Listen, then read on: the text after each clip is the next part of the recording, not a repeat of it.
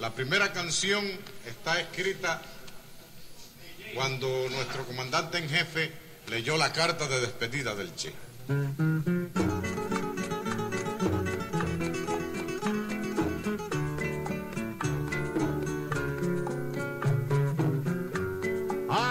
Aprendimos a quererte desde la histórica altura donde el sol de tu bravura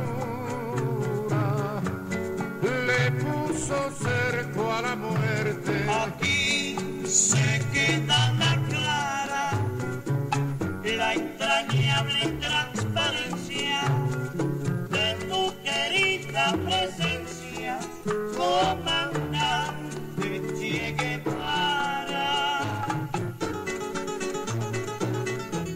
Bonjour, vous êtes bien à l'écoute de l'émission La vie de nos voisins, présentée par l'association Ulalché. Au micro, Sylvie.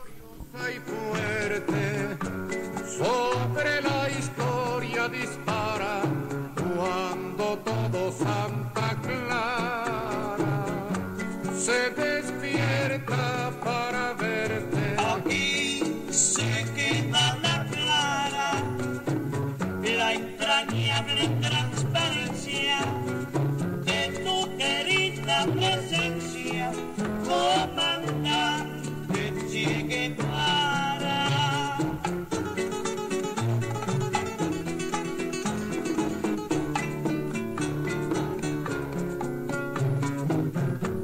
Vienes quemando la brisa. Aujourd'hui, nous aurons des informations de Cuba, de l'Alba, des informations continentales, du Brésil, de l'Équateur, du Chili et de l'Uruguay. Sonrisa. Aquí se queda la clara, la entrañable transparencia de tu querida presencia, comandante Che Guevara.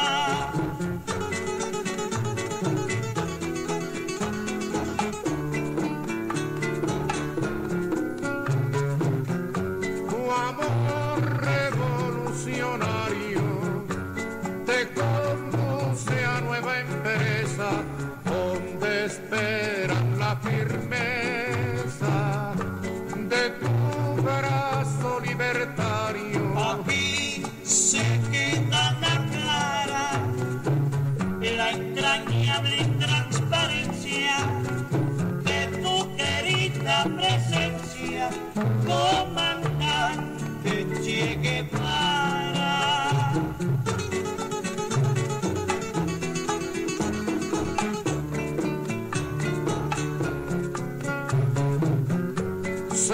Seguiremos adelante, como junto a ti seguimos y con Fidel te decimos, hasta siempre, comandante. Aquí se queda la clara, la entrañable transparencia de tu querida presencia, comandante Che Guevara. Alba TCP. Communiqué. L'Alba TCP condamne l'interventionnisme des États-Unis. Les pays de l'Alliance bolivarienne pour les peuples de notre Amérique, traité de commerce des peuples, Alba TCP, expriment leur condamnation la plus énergique des actions interventionnistes actuelles contre le peuple et le gouvernement bolivarien du Venezuela promu au Congrès des États-Unis d'Amérique. La loi intitulée Loi de défense des droits de l'homme et de la société civile au Venezuela de 2014, qui a été approuvée au Sénat et à la Chambre des représentants états-uniens, constitue un encouragement à la déstabilisation de la République bolivarienne du Venezuela et ouvre la porte à des actions anticonstitutionnelles contre le gouvernement légal et légitimement élu du président Nicolás Maduro Moros. Une fois de plus, cela met en évidence la façon dont l'extrême droite nord-américain utilise tout son pouvoir économique et politique pour agresser les peuples souverains et indépendants de notre Amérique. Il est surprenant et immoral que Washington prétende sanctionner des citoyens d'un pays souverain au nom des droits de l'homme, juste quand la commission de renseignement de son propre Sénat révèle un rapport que les honteuses méthodes utilisées par l'Agence centrale de renseignement des États-Unis, y compris les tortures brutales et les actions dégradantes contre les suspects détenus de façon arbitraire dans des prisons illégales dans le monde entier, et quand la violence policière est une pratique habituelle contre les Afro-Américains dans ce pays. Le fait que les arguments qui sous-tendent la prétendue application de sanctions envers des fonctionnaires vénézuéliens sont plus liés à des soi-disant raisons de gestion économique qu'à des violations des droits de l'homme vérifiables retient l'attention. De plus, il est absurde que les sources d'information qu'utilisent les promoteurs de cette agression contre le Venezuela soient des organisations non gouvernementales nationales et internationales dont le financement provient des États-Unis ou d'organisations de droite de leurs pays alliés. Les pays de l'Alliance bolivarienne pour les peuples de notre Amérique, traité de commerce des peuples, souhaitent souligner qu'ils ne permettront pas l'utilisation de vieilles pratiques déjà appliquées dans des pays de la région destinées à favoriser le changement de régime politique comme cela est arrivé dans d'autres régions du monde. En ce sens, ils expriment leur plus profond soutien et la plus profonde solidarité avec le peuple et le gouvernement de la République bolivarienne du Venezuela. Les pays de l'Alliance bolivarienne pour les peuples de notre Amérique, traité de commerce des peuples, réaffirment fermement leur condamnation de toute agression, quelle qu'elle soit légale, économique ou politique, contre la République bolivarienne du Venezuela qui constitue une violation du droit international, ainsi que contre tout pays membre de l'ALBA-TCP et se réserve le droit de donner une réponse adéquate aux actions de ce type. Continent. L'Amérique latine s'engage à reboiser près de 20 millions d'hectares. 7 pays d'Amérique latine se sont engagés dimanche à reboiser près de 20 millions d'hectares de terres dégradées d'ici 2020. En parallèle à la conférence, les ministres de l'Agriculture et de l'Environnement du Mexique, du Pérou, du Guatemala, de Colombie, d'Équateur, du Chili et du Costa Rica ont présenté un plan de remise en état des terres dans leurs pays respectifs. Le Mexique a entrepris de restaurer 8,5 millions d'hectares, le Pérou 3,2 millions, le Guatemala 1,2 million et la Colombie 1 million. L'Équateur se propose de reboiser 500 000 hectares, le Chili 100 000 et le Costa Rica 50 000. En outre, un plan régional de conservation de la Patagonie permettrait de récupérer 4,1 millions d'hectares de forêt. On estime qu'en Amérique latine, il existe quelques 200 millions d'hectares de terres dégradées selon le Centre intercontinental d'agriculture tropicale basé en Colombie. Au Pérou, nous perdrons les forêts à une vitesse impressionnante. Les activités qui accélèrent le plus la déforestation sont l'exploitation minière illégale, le surpâturage et la plantation de coca, a indiqué le ministre de l'Agriculture Juan Manuel Benítez.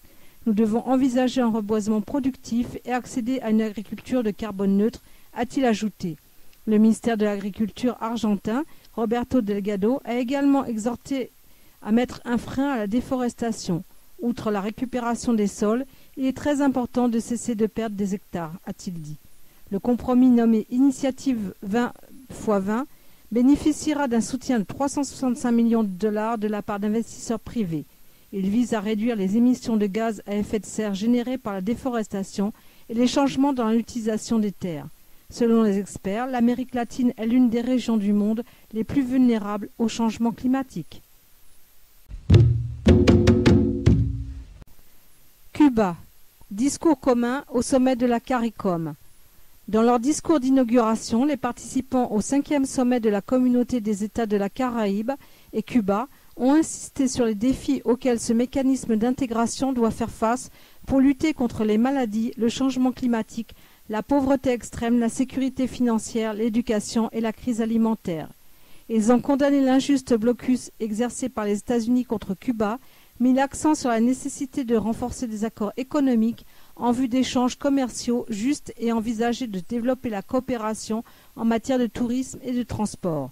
Le président temporaire de la Communauté de la Caraïbe, Gaston Alfonso Brown, Premier ministre d'Antigua et Barbade, a lancé un appel au président Barack Obama et aux représentants du Congrès des États-Unis demandant la levée du blocus génocidaire de Washington contre Cuba. Cuba fait partie intégrante de notre famille caraïbéenne, celle que nous apprécions et nous exigeons que les pays sans exception la respectent, a-t-il déclaré. Concernant les relations commerciales, il a indiqué que si les pays membres de la CARICOM et de Cuba construisaient un réseau de transport toutes les économies en bénéficieraient. Il a signalé le tourisme comme un des moyens pour y parvenir et proposé d'établir des accords dans le secteur du transport aérien ainsi qu'un réseau de collaboration entre nos hôtels, le tourisme multidestination qui offre la richesse culturelle de nos pays. Il a félicité Cuba pour sa collaboration dans le domaine de la santé et de l'éducation et pour le combat des médecins cubains contre Ebola et souhaité l'assistance cubaine pour préparer les médecins de la Caraïbe à faire face à la maladie. Par ailleurs, se référant aux victoires cubaines dans les compétitions sportives, il a envisagé la possibilité de faire partager cette expérience au pays de la CARICOM afin de récupérer avec des médailles une partie de l'or qui a été arraché à notre terre. M. Irwin Larocque, secrétaire général de la CARICOM, a également souligné que ce rendez-vous permettra de renforcer et d'élargir la coopération entre les pays caraïbéens. Ce sommet est un témoignage de la solidarité entre les relations fraternelles entre les peuples. Il y a 42 ans que ce chemin de l'intégration a débuté, lorsque 4 pays qui venaient d'acquérir leur indépendance ont établi des relations diplomatiques avec Cuba, a-t-il déclaré, en faisant référence à la date du 8 décembre 1972, lorsque la Barbade, le Guyana, la Jamaïque et Trinité et Tobago ont établi des liens fraternels avec Cuba. Le secrétaire général a déclaré « Cuba a donné des preuves de son engagement envers le développement durable de notre région en offrant son aide généreuse dans le secteur de la santé, de l'éducation, de l'agriculture et du sport. Cela a représenté une impulsion importante pour la communauté de la Caraïbe, spécialement dans nos efforts pour assurer la formation de nos ressources humaines. » Le premier sommet de Cuba, CARICOM, a eu lieu à La Havane en 2002, initialement en tant que rencontre des chefs d'État et de gouvernement pour commémorer le 30e anniversaire de l'établissement de relations diplomatiques. Il a été alors décidé de se réunir tous les 3 ans afin de renforcer le dialogue et améliorer la coopération. Le deuxième sommet a eu lieu à Bridgeton, la Barbade, en 2005, le troisième à Santiago de Cuba en 2008. Le quatrième s'est tenu à Trinité et Tobago en 2011. La CARICOM comprend 15 États membres et 4 associés, Anguilla, les Bermudes, les îles Vierges britanniques et les îles Turques et Caïques. Cuba toujours. Raúl Castro se félicite du retour des 5 à Cuba, des relations normalisées avec les USA, mais pour lui, la lutte continue. Message de Raúl Castro. Mes chers compatriotes, depuis mon élection en tant que président des conseils d'État et des ministres, j'ai réitéré à maintes reprises notre disposition à entretenir avec le gouvernement états-unien un dialogue respectueux reposant sur une souveraineté mutuelle reconnue pour aborder réciproquement les thèmes les plus divers, sans porter atteinte ni à l'indépendance nationale ni à l'autodétermination de notre peuple. Il s'agit d'une position qui a été exprimée au gouvernement des États-Unis en public et en privé par le camarade fidèle tout au long de notre combat avec l'idée d'entamer des discussions et régler nos désaccords par la voie des négociations sans renoncer à un seul de nos principes. L'héroïque peuple cubain a démontré face aux grands périls, les agressions, adversités et sacrifices qu'il est et saura rester fidèle à ses idéaux d'indépendance et de justice sociale. Au cours de ces 56 années de révolution, nous sommes restés unis et nous avons gardé une profonde loyauté pour ceux qui sont tombés en défendant ces principes depuis le début de nos guerres d'indépendance en 1868.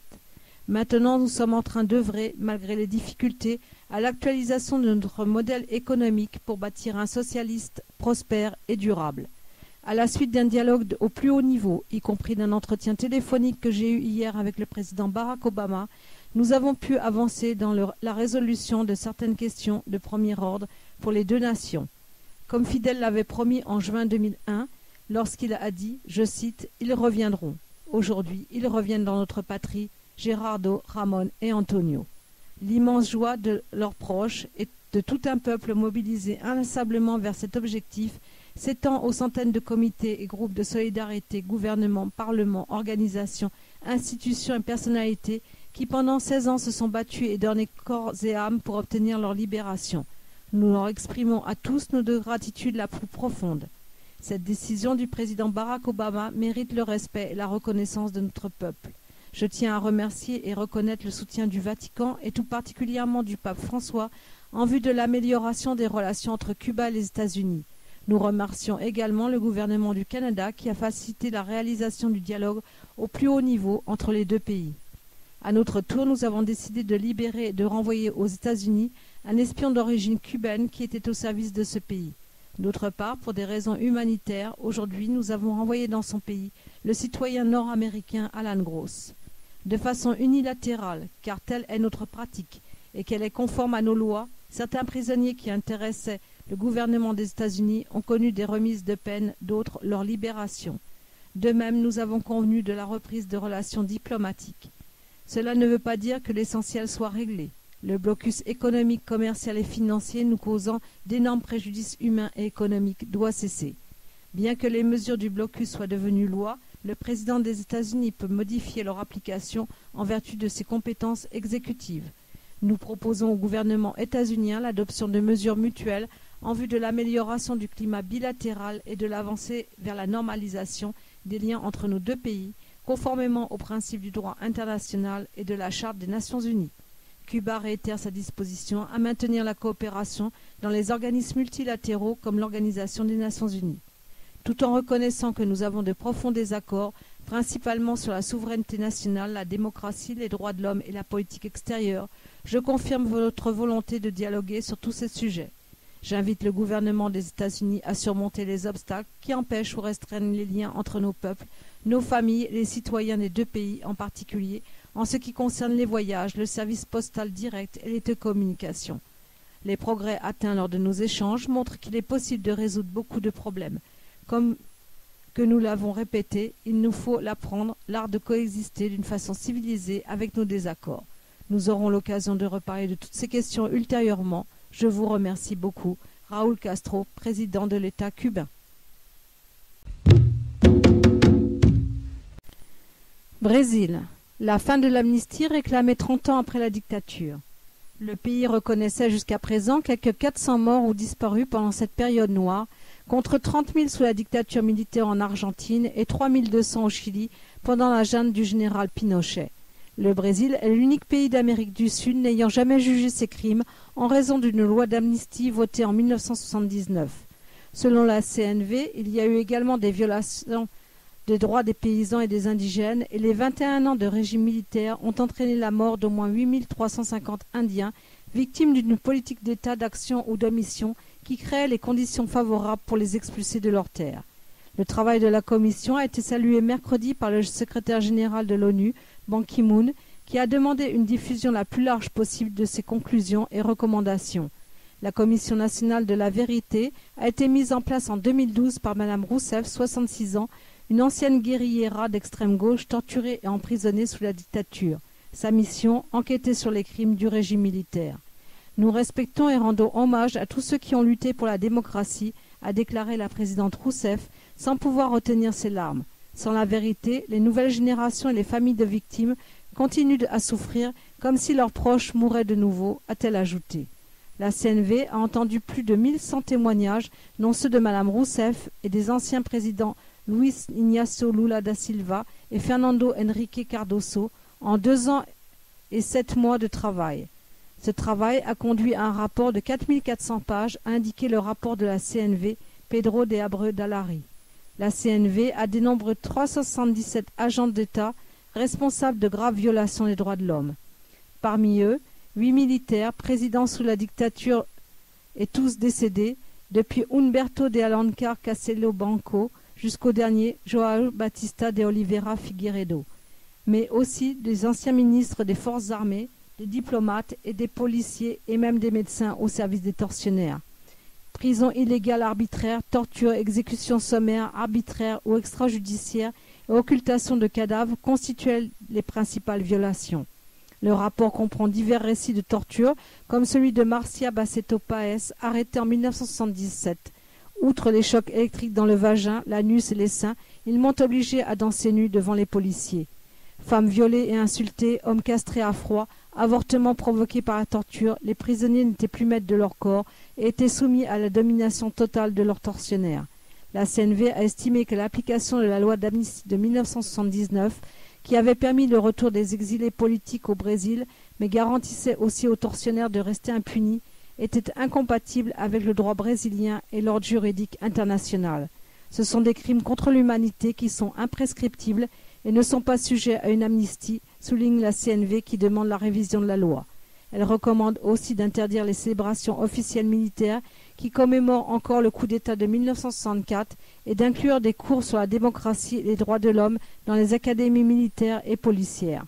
En septembre, l'armée pour la première fois admis qu'elle ne niait plus les violations des droits de l'homme commises sous la dictature, mais sans reconnaître explicitement l'usage de la torture, ce qui a été jugé insuffisant par la CNTV.